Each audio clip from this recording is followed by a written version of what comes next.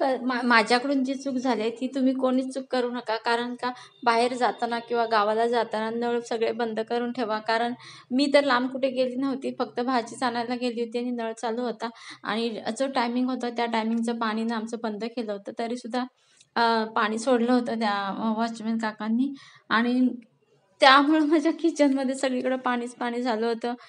माझी बेसिनमध्ये एक वाटी अडकून राहिली होती त्यामुळे बाहेर पाणी आलं होतं आणि सगळ्या किचनमध्ये पाणी पाणी साफ करून कंटाळा आला मला. तर ही चूक तुम्ही करू नका. बाहेर जाताना गावाला जाताना नळ बंद करून ठेवा. ही माझ्या वहिनीचं आणि आईचं हळदी कुंकू होतं ना, ती रांगोळी वहिनी खूप छान रांगोळ्या काढते. एकदम खूप छान तिच्या रांगोळीला फिनिशिंग असतं, रेखीवपणा असतं, खूप छान काढते. मेहंदी पण छान काढते आणि तिने ही आता रांगोळी ती काढला नाही. हळदी कुंकू रविवारी होतं ना, त्या दिवशी काढला नाही आणि तिने चमचे आणि वाट्या असं वाण म्हणून सवासनींना दिलं तिने आणि आईने पण.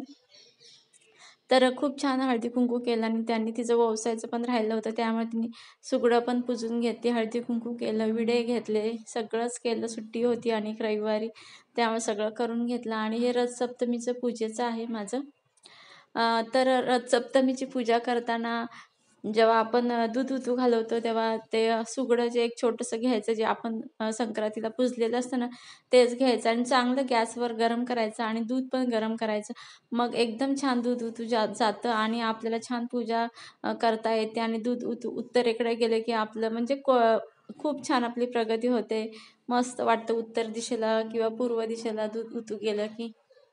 तसं सगळ्याच दिशा चांगल्या असतात तेव्हाच पूर्ण होतं. कोणत्याही गोष्टीला येतं त्यामुळे सगळ्याच दिशा चांगल्या असतात. मी हे बघा गरम करून घेतल्यानंतरच पूजा म्हणजे दूध उतू घालवलेलं आहे. पहिलं हे करायला ठेवलं होतं आणि पूजा इथं दूध उतू घालवायचं तुळशीसमोरच घालवलंय मी.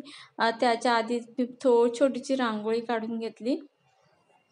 रांगोळीत स्वस्तिक काढलं आणि छोटे छोटे कलरचे गोल गोल गोल गोल केले आणि नैवेद्यासाठी तिळगुळच होते आणि या चपातीच्या पिठामध्ये थोडे तिळगुळ भरले आणि तिळाची पोळी झाली. हे नैवेद्य दाखवलं मी आज. कारण का सारखं गोड खाणं होतं त्यामुळे जास्त गोड खायला पण नको वाटतंय.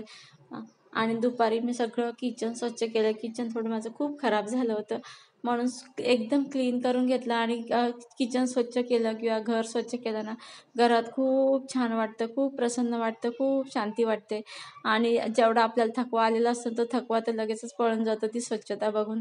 तर तुम्हाला माझ्यासारखंच वाटतं का की किचन खराब झालं किंवा हॉल किचन खराब झालं तर लगेच स्वच्छ करण्याशिवाय पर्यायच नाही की त्याशिवाय शांतीच लागत नाही मला क्लीन केल्याशिवाय. जेव्हा मी स्वच्छ करते ना तेव्हाच मी गप्प बसते. चला तर मग आता हा व्हिडिओ तर इथंच एंड करते. ही शेगडी तर माझी खराब झाली आहे बघा. इकडे इकडे सगळीकडे खराब दिसते. मी खूप आत्ता घासलं पण निघालंच नाही आणि आधी भिजत पण ठेवलं. चला तर बाय.